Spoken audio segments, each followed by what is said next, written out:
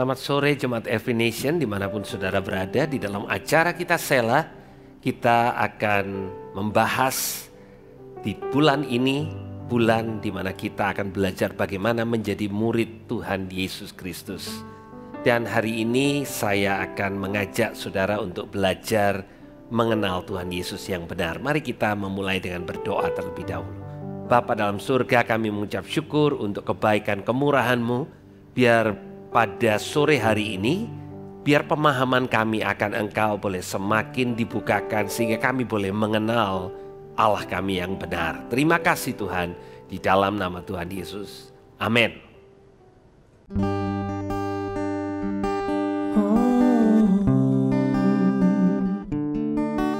Kami datang menyembah-Mu,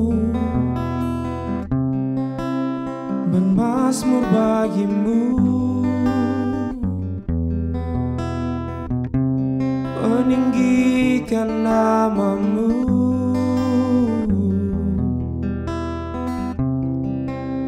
Oh Yesus,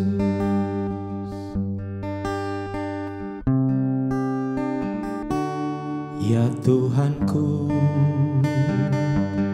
aku hendak bernyanyi bagi-Mu selama ku hidup. Ya Allahku, aku hendak bermazmur bagi-Mu selagi ku ada. Inilah yang ku renungkan setiap waktu. Nyanyian pujian dan pengagungan kepadamu.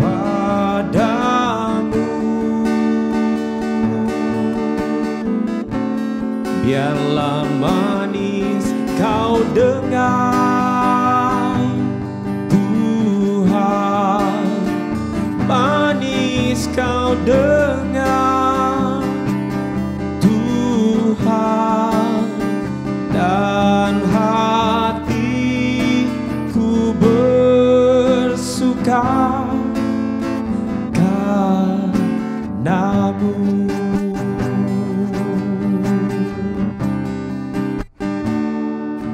Ya Tuhanku, aku hendak bernyanyi bagi-Mu selama ku hidup. Ya Allahku, aku hendak bermazmur bagi-Mu selagi ku ada. Inilah yang ku renungkan setiap waktu. Nyanyian pujian dan pengagungan kepada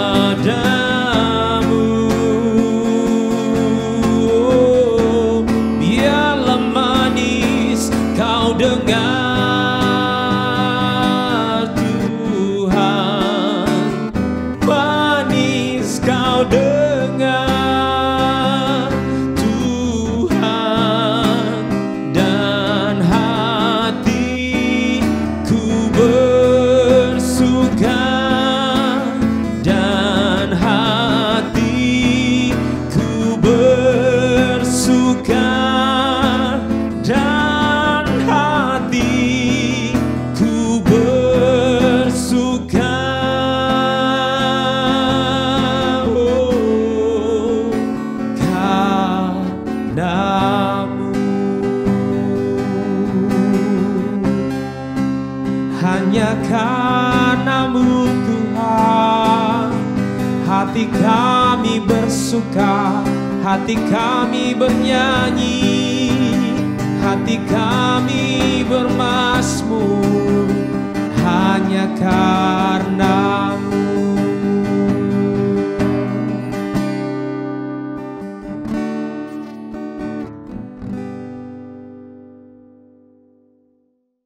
Saudara, pernahkah saudara mengenal seseorang yang diawali dari cerita orang lain yang sudah mengenal orang tersebut?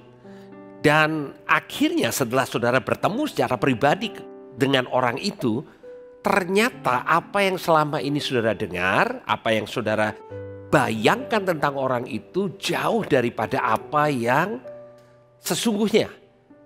Mengapa seperti itu? Karena orang yang mengenal dia menceritakannya dari perspektif yang sama sekali berbeda dengan perspektif atau apa yang saudara lihat tentang orang itu.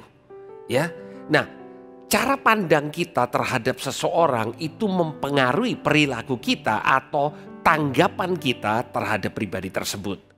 Hari ini saya ingin bicara tentang pribadi seorang atau pribadi yang sangat penting buat kita, yang kita perlu untuk mengenalnya dengan benar. Dan pribadi itu tidak lain daripada pribadi Tuhan kita, Yesus Kristus.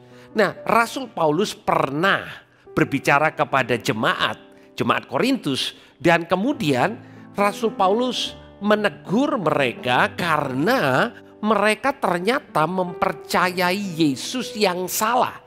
Ya, Yesusnya atau pribadi itu bernama Yesus, tetapi gambaran tentang pribadi itu sama sekali bukan apa yang benar atau apa yang Rasul Paulus ajarkan.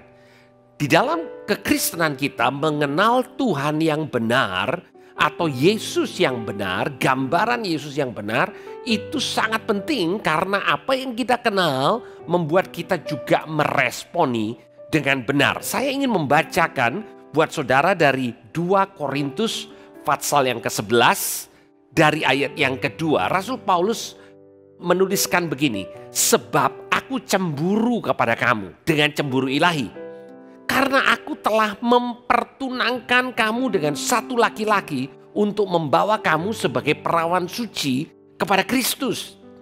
Tetapi aku takut kalau pikiran kamu disesatkan dari kesetiaan kamu yang sejati kepada Kristus, sama seperti Hawa diperdayakan oleh ular dengan kelicikannya.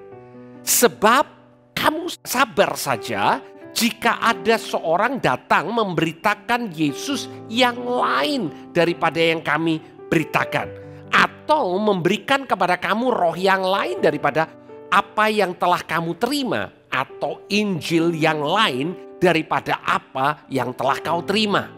Nah, Rasul Paulus ini berbicara kepada jemaat Korintus dan dia kecewa karena jemaat Korintus pikirannya dalam kata-kata Paulus disesatkan. Kesetiaannya kepada Kristus melenceng. Mengapa demikian? Karena gambaran tentang Kristus melenceng. Dan Rasul Paulus mengatakan, kenapa kamu sabar bila mana ada seorang yang memberitakan Yesus yang lain. Jadi nama Yesusnya sama, tapi pribadi Yesusnya berbeda. Bukan Yesus yang telah kami beritakan. Itu kata-kata yang dipakai oleh Rasul Paulus. Bapak ibu saudara sekalian, seringkali kita diperkenalkan kepada Yesus yang sama-sama kita tidak bisa lihat. Yesus yang saya kenal juga adalah Yesus yang saudara kenal, sama-sama kita tidak lihat. Tetapi pengenalan kita kepada pribadi yang bernama Yesus itu yang penting. Pengenalan kita akan Allah yang benar itu penting. Sebagian orang mengenal Yesus sebagai juru selamat dan itu sangat benar.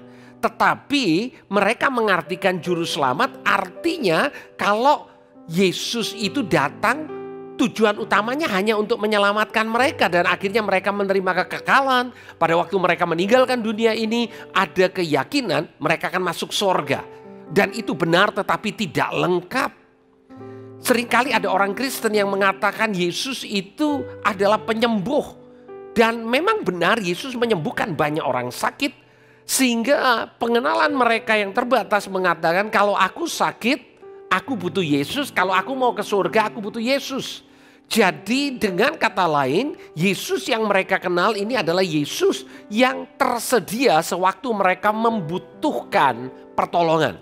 Tetapi yang Rasul Paulus ingin gambarkan kepada jemaat di Korintus itu bukan Yesus yang tidak lengkap seperti itu. Tetapi Yesus yang menjadi raja atas kehidupan mereka, Yesus yang perlu kita ikuti. Sama seperti pada waktu Yesus berkata kepada Simon Petrus dan Andreas dan murid-muridnya yang lain, ikut aku. Saudara, ada bagian daripada kita mengenal Yesus dengan benar, dengan kita mengikuti Yesus dengan benar. Kalau kita mengenal Yesus hanya sebagai pribadi yang bisa melakukan sesuatu kepada kehidupan kita, maka attitude kita, sikap kita adalah mari Yesus ikut aku. Mari aku butuh Yesus. Aku butuh sesuatu. Tetapi pada waktu kita mengenal dia dengan benar, maka kita tahu dia adalah raja di atas segala raja. Dia cemburu dengan kita. Bayangkan Bapak Ibu Saudara, Rasul Paulus memakai kata cemburu karena Rasul Paulus sudah mempertunangkan kita dengan satu laki-laki, yaitu Yesus Kristus sendiri. Kalau yang mempertunangkan kita, yang memperkenalkan jemaat kepada Yesus menjadi cemburu pada waktu kita mengambil jalan kita sendiri, apalagi pribadi yang dipertunangkan dengan gereja, yaitu Yesus Kristus sendiri. Nah, seringkali kita tidak melihat Yesus sebagai pribadi di mana kita perlu membangun kedekatan dengan dia. Kata mempertunangkan itu adalah kata yang menggambarkan hubungan. Kalau saudara bertunangan dengan seseorang, maka saudara akan menjaga hubungan itu baik-baik. Saudara tidak lagi menghiraukan atau tidak lagi fokus kepada hubungan dengan laki-laki yang lain. Kalau saudara seorang wanita, ya, atau kalau saudara seorang laki-laki, maka saudara juga menjaga untuk berhubungan dengan wanita yang lain. Karena saudara mementingkan hubungan itu. Ini yang Rasul Paulus katakan yang pertama.